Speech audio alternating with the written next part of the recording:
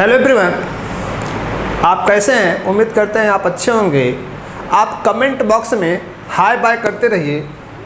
आप सोते रहते हैं, आप जग जाइए और इस क्वेश्चन सीरीज का एंजॉय लेते रहिए। और आज की जो क्वेश्चन सीरीज है काफ़ी इंटरेस्टेड क्वेश्चन सीरीज है, और जो क्वेश्चन सीरीज है वह बायोमॉलिक्यूल्स की है, और जो टॉपिक है वो कार्बोहाइड्रेट। कार्बोहाइड्रेट एक ऐसा टॉपिक है जो कि सभी प्रकार के एंट्रेंस एग्ज़ाम में यहाँ से क्वेश्चन चांसेस रहते हैं, मैक्सिमम चांसेस रहते हैं। तो आज हम लोग कार्बोहाइड्रेट से स्टार्ट करेंगे। बहुत ही इजी क्वेश्चंस है, और ये बहुत इजी क्वेश्चंस है जो कार्बोहाइड्रेट की टर्मोलॉजी से लिया गया है। और वो फर्स्ट क्वेश्चन क्या बोल रहा है बताओ? The general formula of carbohydrate. Carbohydrate का जनरल फार्मूला आप लोग लोअर क्लास से पढ़ के आ रहे हैं कि कार्बोहाइड्रेट क्या होता है, हाइड्रेट ऑफ कार्बन्स होता है। तो आप इसके जनरल फार्मूले को बताइए, इसके जनरल फार्मूले को आप बताइए, इसका जनरल फार्मूला क्या होगा? तो बताओ जनरल फार्मूला कार्बोहाइड्रेट का क्या होता है? Hydrate of carbon. कार्बन का क्या करना है? हाइड्रेट बनाना है। आप समझ सकते हैं हाइड्रेट मतलब H2O होता है। जितने नंबर ऑफ कार्बन उतने नंबर ऑफ H2O अगर हम कर दें तो हमें क्या मिल जाएगा? कार्बोहाइड्रेट मिल जाएगा। मैं यहाँ फार्मूला बनाऊँ CnH2O, एंड ये हमारा कार्बोहाइड्रेट का क्या होता है? फार्मूला होता है। अगर इसको हम मैच करें, ये फार्मूला कौन सा मैच कर रहा है? C ऑप्शन मैच कर रहा है, जिसमें लिखा गया CxH2O। यहाँ पर क्या होगा? X होगा। तो हमारा जो ऑप्शन होगा वो C क्या हो जाएगा? राइट हो जाएगा। राइट ऑप्शन हमारा क्या होगा? C होगा। अगर चलो मान लेते हैं हम यहाँ पे कार्बन को क्या ले रहे हैं? 6 ले रहे हैं, जिसे आप लोग बहुत नाम पढ़े होंगे, ग्लूकोज फ्रक्टोज। तो यहाँ पर हम लिख सकते हैं C6H2O 6, जिसको हम साल को लिख सकते हैं C6H12O6 लिख सकते हैं। अब यही हमारा क्या हो सकता है? ग्लूकोज भी हो सकता है, ये हमारा फ्रक्टोज भी हो सकता है, ये हमारा मैनोज भी हो सकता है। ठीक है, ये डिपेंड करेगा फंक्शनल ग्रुप पर डिपेंड करेगा। ग्लूकोज होगा कि फ्रक्टोज होगा वो फंक्शनल ग्रुप पर डिपेंड करेगा, और ग्लूकोज होगा मैनोज होगा वो कॉन्फ़िगरेशन पर डिपेंड करेगा। तो हम नेक्स्ट क्वेश्चन की तरफ बढ़ते हैं। Which of the following is an example of aldopentose? Aldopentose का मतलब क्या होता है? एक ऐसा पॉलीहाइड्रोक्सी एल्डिहाइड ग्रुप जिसके पेरेंट चेन में एक एल्डिहाइड हो और 4 हाइड्रोक्सिल ग्रुप हो, ओवरऑल 5 कार्बन की पेरेंट चेन हो, तो उसे एल्डोपेंटोज में काउंट करते हैं। तो एल्डोपेंटोज में जो पढ़ा जाने वाला 5 कार्बन की चेन होगी 1 2 3 4 5 होती है। पहला एल्डिहाइड होता है एल्डोपेंटोज के कारण, और यहाँ पर आपको हम लिख सकते हैं लास्ट में क्या होता है? और सभी क्या होते हैं? हाइड्रोक्सिल ग्रुप होते हैं। अगर दूसरे कार्बन, तीसरे कार्बन और चौथे कार्बन का हाइड्रोक्सिल ग्रुप, सभी हाइड्रोक्सिल ग्रुप क्या हों? अगर वो राइट साइड में हो, क्या हो? राइट साइड में हो, तो ऐसे सिचुएशन में ये जो हमारा बना हुआ ये जो एल्डोपेंटोज है, इसे हम राइबोज कहते हैं। क्या कहते हैं? राइबोज कहते हैं। और अगर ये सभी राइट में हैं तो इसे हम क्या नाम देंगे? D ribose. क्या नाम देंगे? डी राइबोज कहेंगे। अगर यही 5 कार्बन का हो, CHO हो, और ये देख सकते हैं 5 कार्बन का CH2O हो, यहाँ पहले कार्बन पर क्या हो? जो सेकेंड कार्बन का OH क्या पर हो? लेफ्ट में हो जाए, तो इसे हम क्या नाम दे देते हैं? इसी का नाम होता है अर्बिनोज। इसका नाम क्या होगा? डी अर्बिनोज। अर्बिनोज बोला जाता है, इसे डी अर्बिनोज कहा जाता है। और हमेशा ध्यान दें, जो डी आपको दिख रहा है ये डी अर्बिनोज होता है। फिर अगर वही OH बीच में हो जाए लेफ्ट साइड, तो उसे डी जाइलोज कहते हैं। तो हमें जो ऑप्शन चाहिए एल्डोपेंटोज का चाहिए, जिसमें कितने कार्बन चेन हो? 5 कार्बन की चेन हो, एक एल्डिहाइड हो, और सब क्या हो? हाइड्रोक्सिल हो। तो यहाँ पर हमें राइबोज मिलता है और अर्बिनोज मिलता है। तुम्हारा ऑप्शन कौन सा राइट होगा? D ribose. कौन होगा? D ribose. Now next question तरफ बढ़ते हैं। Oxidation of with the mild oxidizing agent like bromine water, the glucose is oxidize to. मतलब ग्लूकोज को ऑक्सीडाइज करना है। तो मैं एक ग्लूकोज का जनरल फार्मूला अगर लिखूँ तो ग्लूकोज का जनरल फार्मूला लिखने का तरीका होता है, ये एल्डिहाइड होता है और पॉलीहाइड्रोक्सी होता है। इसको मैं 4 कर दिया, ये CH2OH होता है। इसमें 2 सिचुएशन होती है। अगर मैं इसको ब्रोमीन वाटर के साथ रिएक्ट कराऊँ, ये क्यूबिक ऑक्सीडाइजिंग एजेंट होता है, तो केवल एल्डिहाइड किसी में चला जाता है, एसिड में ऑक्सीडाइज हो जाता है। और इसका जो नाम होता है, इसका नाम बन जाता है ग्लूकोनिक एसिड। क्या नाम हो जाता है सॉरी, ग्लूकोनिक एसिड हो जाता है। लेकिन सपोज करो अगर मैं स्ट्रॉन्ग ऑक्सीडाइजिंग एजेंट यूज कर दूं HNO3, तो ये क्या बना देता है, इसका एल्डिहाइड फर्स्ट वाला फंक्शन एल्डिहाइड और लास्ट वाला इंड वाला CH2OH भी किसमें चला जाता है, एसिड में हो जाता है, ऑक्सीडाइज हो जाता है। तो यहाँ पर हमें डाई कार्बोक्सिलिक ग्रुप मिल जाता है। तो यहाँ पर इसको जो हम नाम देते हैं, इसको जो नाम दिया जाता है, इसको बोला जाता है ग्लूकोरिक एसिड। ग्लूकोरिक एसिड बोलते हैं, या इसे बोलते हैं साइक्रिक एसिड। क्या बोलते हैं, साइक्रिक एसिड। तो लेकिन यहाँ पर क्या है, मिल्ड जो होता है वीक ऑक्सीजन एजेंट यूज किया गया है, तो क्या बनाएगा, ग्लूकोनिक एसिड। तो ग्लूकोनिक एसिड में केवल एक एल्डिहाइड वनली क्या होता है, ऑक्सीडाइज होता है। तो ऑप्शन नंबर हमारा क्या होगा, C राइट होगा। इनवर्ट शुगर इनवर्ट शुगर का मतलब जल्दी समझ लीजिएगा कि equal mixture of equal amount glucose and fructose. Glucose and fructose का इक्वल अमाउंट का जो मिक्सचर होता है, उसी मिक्सचर को हम क्या नाम देते हैं, इनवर्ट शुगर कहते हैं।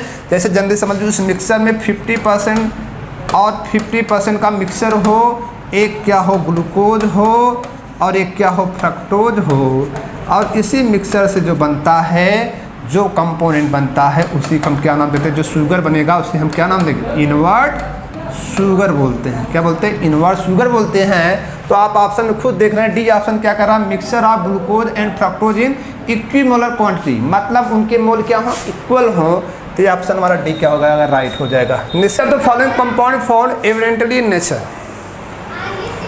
कौन सा वो कंपाउंड होता है जो एविडेंटली नेचर में पाया जाता है, आपको यहाँ दिया गया है, फ्रक्टोज, स्टार्च, ग्लूकोज, सेलुलोज।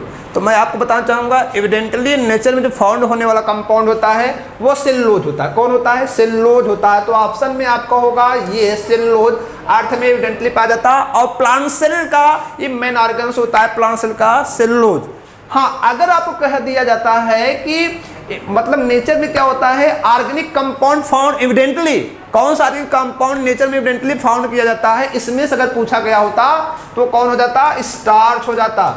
और अगर ये भी पूछा जाता कि ह्यूमन बॉडी में जो होता है कौन सा ज़्यादा एविडेंटली फाउंड किया जाता है इसमें से, तो होता है ग्लूकोज। क्या होता है, ग्लूकोज होता, ह्यूमन बॉडी में ज़्यादा पाया जाता है। Starch is the compost of 2 polysaccharide which are, मतलब जो स्टार्च होता है वो क्या होता है, पॉलीसैकेराइड होता है। ठीक है, किसका होता है, ग्लूकोज का। किसका होता है, ग्लूकोज का।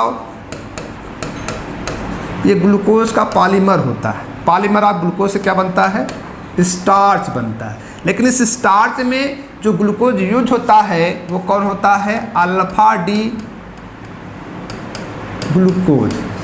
अल्फा डी ग्लूकोज यूज होता है। अल्फा डी ग्लूकोज का मतलब आप खुद समझ सकते हैं, एक पायनोज रिंग हो, उस पायनोज रिंग में जो पहले कार्बन का हाइड्रोक्सिल ग्रुप हो नीचे हो, ठीक है, ये नीचे हो, यहाँ पर ये ऊपर होता है। इसको हम स्ट्रक्चर में भी देखेंगे तो ऐसा, ये स्ट्रक्चर में ऐसा होता है और इसी को हम कहते हैं पायनोज रिंग कहते हैं। तो ये हमारा अल्फा डी ग्लूकोज होता है, मैं रिंग के रिस्पेक्ट में बता रहा हूँ।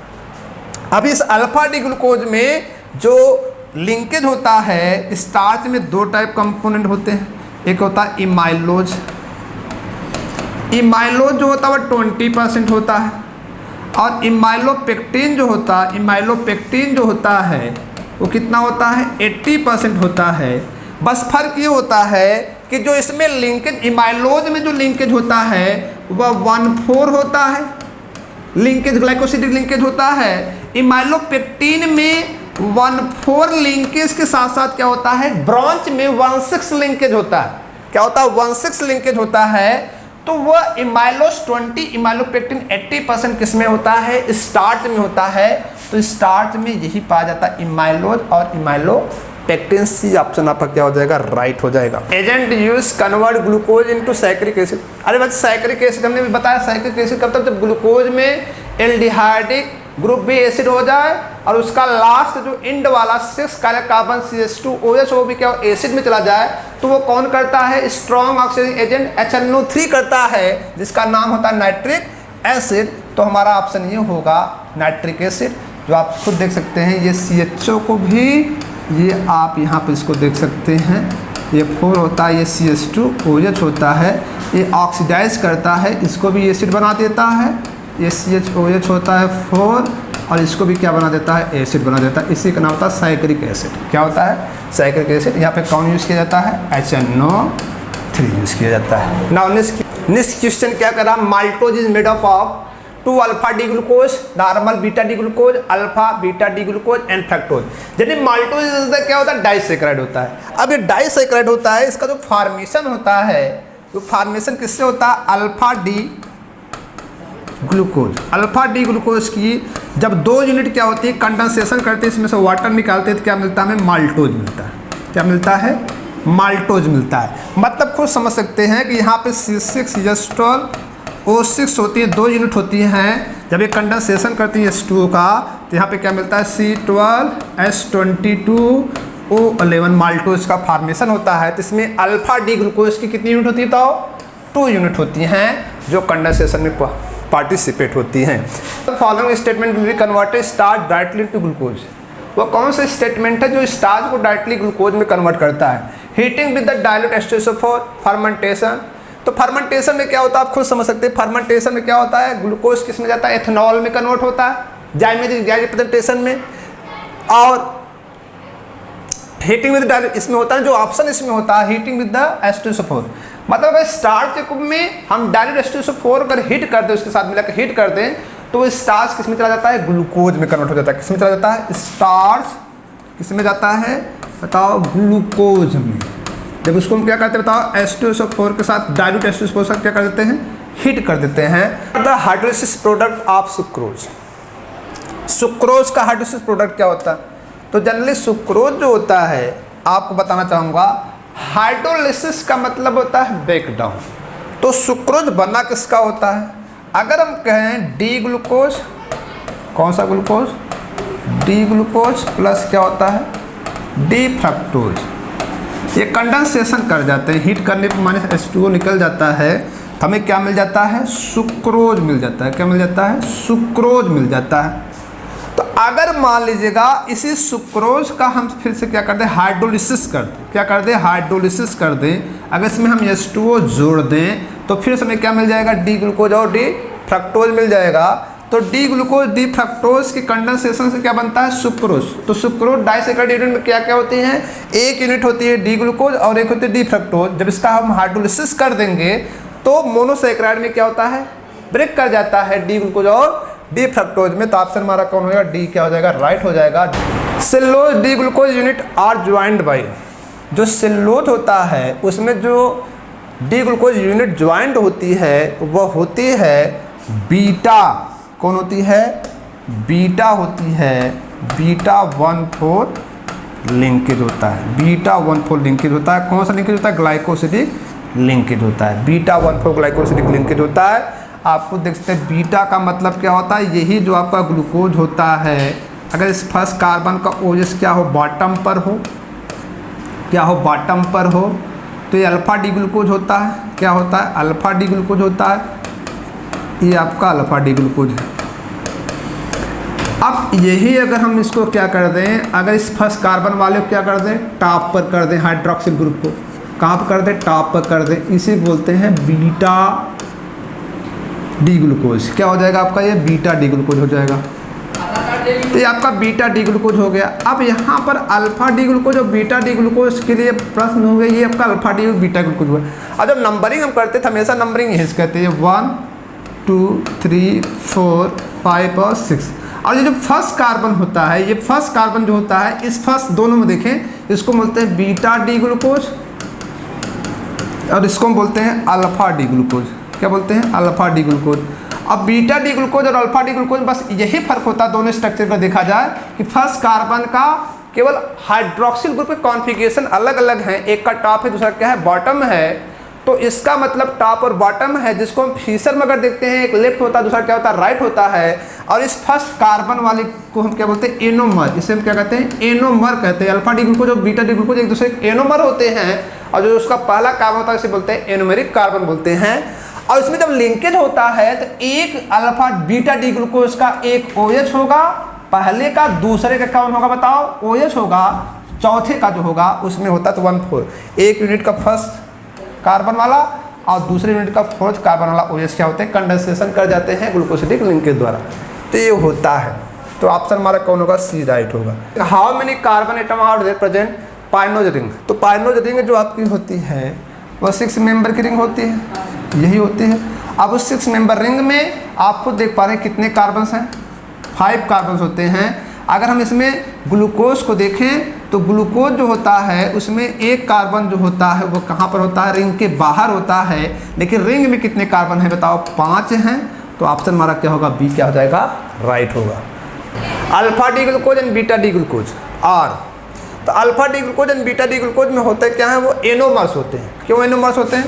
क्योंकि अल्फा डी ग्लूकोज और बीटा डी ग्लूकोज का हम लोग देखें, अगर इस स्ट्रक्चर को देखें ओपन स्ट्रक्चर्स देखें 6 कार्बन होगा 1 2 3 4 5 6 कार्बन, 6 कार्बन में फर्स्ट और 5 इसमें OH में राइट कर रहा हूँ,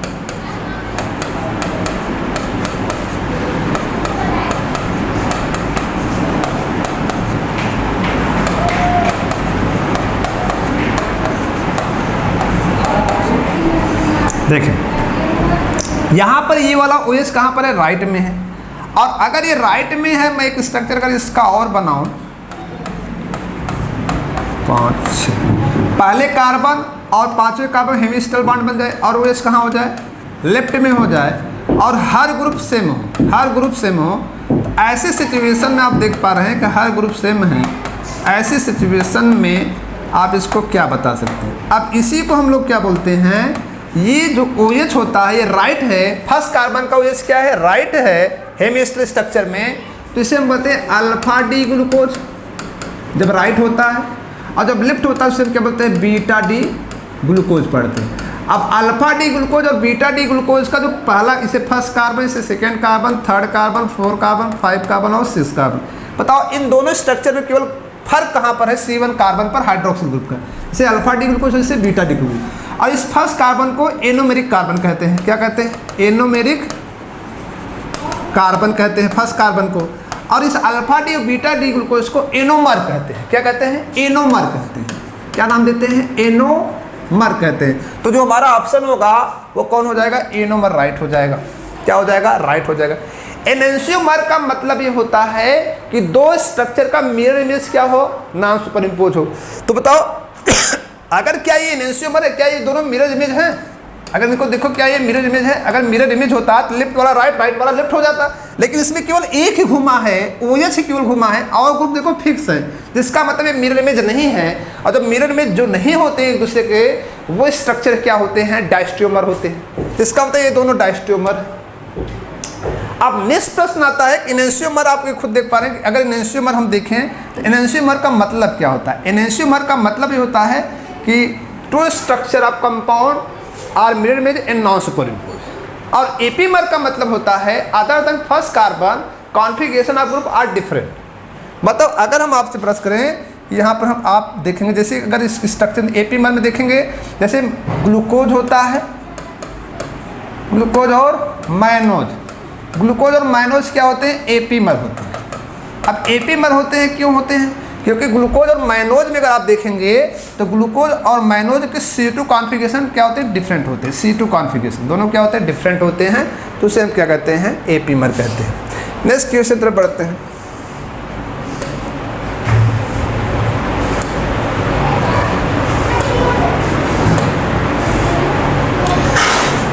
Glycogen is branch chain polymer alpha D glucose unit in which the chain formed by C1C4 glycosidic linkage where branching occur by the formation of C1C6 glycosidic linkage structure of glycogen।